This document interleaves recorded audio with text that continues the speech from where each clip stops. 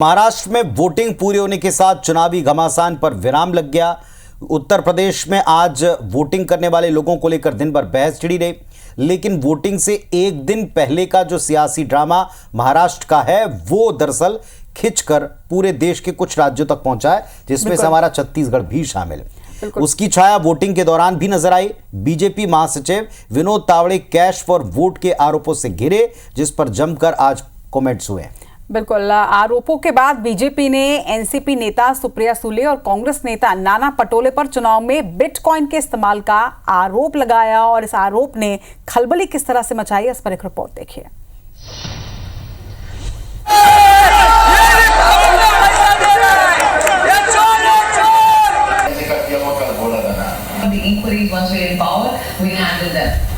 महाराष्ट्र की 288 विधानसभा सीटों पर एक तरफ जहां वोटर्स ने बढ़ चढ़कर मतदान किया, तो वहीं पहले कैश फॉर वोट और फिर बिटकॉइन पर महाराष्ट्र की सियासत गरमाई रही। मंगलवार की रात बीजेपी ने प्रेस कॉन्फ्रेंस कर यह आरोप लगाया कि महाराष्ट्र चुनाव में बिटकॉइन से हासिल रकम का इस्तेमाल किया जा रहा है। इसमें एनसीपी शरद गुट की नेता सुप्रिया सुले और कांग्रेस नेता नाना पटोले शामिल हैं। बीजेपी ने दोनों नेताओं की कथित ऑडियो क्लिप सुनवाई और टेक्स्ट मैसेज के स्क्रीनशॉट भी शेयर किए। ऑडियो में बिटकॉइन डीलर अमिताभ गुप्ता और दोनों ही नेताओं की कथित बातचीत का दावा किया गया है। एनसीपी चीफ अजीत पवार ने भी इसे सुप्रिया की आवाज बताकर निशाना साधा। इस वीडियो क्लिप में और ऑडियो क्लिप में दिखाई पड़ रहा है क्या कांग्रेस पार्टी अथवा उनके किसी भी नेता, जो यहां पर नाना पटोले जी और सुप्रिया सुले जी के बारे में दावा किया गया है, क्या वो बिटकॉइन के किसी भी ट्रांजैक्शन में इन्वॉल्व हैं या नहीं, और यदि हैं तो वो लीगल ट्रांजैक्शन है या वो इलीगल ट्रांजैक्शन में भी इन्वॉल्व है। पॉइंट नंबर 1, पहले उनको आके साफ साफ जवाब देना चाहिए, क्या वो बिटकॉइन के किसी भी ट्रांजैक्शन से उनका कोई लेना देना है, हां या ना। उन्हें सीधे आकर यह बात कहना चाहिए। उसके बारे में जो कुछ ऑडियो दिखा रहे हैं, वो आवाज़ के बारे में मुझे इतना ही जानकारी है। मैं दोनों को भी बहुत अच्छी तरह से जानता हूँ, बहुत सालों से जानता हूँ।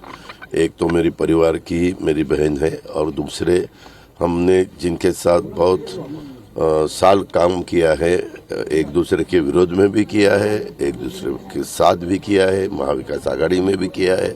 वो बीच में बीजेपी के भी मेंबर ऑफ पार्लियामेंट थे। ऐसे सभी जगह उन्होंने काम किया, तो वो भी आवाज़ उनका ही है, उनका बोलने का टोन, उनका आवाज़ दोनों का वही है। अभी इसके बारे में इंक्वायरी हो जाएगी। इंक्वायरी होने के बाद पता चलेगा कौन है, क्या है इसके पीछे, सच राज क्या है वो पता चलेगा। सुप्रिया सुले ने बीजेपी के आरोपों को झूठा बताया और बीजेपी नेताओं की चुनाव आयोग और साइबर क्राइम में शिकायत की। महाराष्ट्र कांग्रेस के अध्यक्ष नाना पटोले ने इसे बीजेपी की निश्चित हार की हताशा करार दिया। मैंने तो डेफेमेशन का केस भी कर दिया है और एक क्रिमिनल केस भी कर दिया। वो जहाँ बुला ले, जहाँ उनको करना है, किसी भी प्लेटफॉर्म पे मैं जवाब देने के तैयार हूँ, क्योंकि जो भी आरोप कहे वो झूठ है, झूठ है, झूठ है, झूठ है, झूठ है। वो अजीत पवार जी है, वो कुछ भी कह सकते हैं। रामकृष्ण हरि। हम लोगों के ऊपर एलिगेशन लगाया गया है, तो हमने कल ही उनको मानहानि का एक नोटिस भी हमने इशू किया है।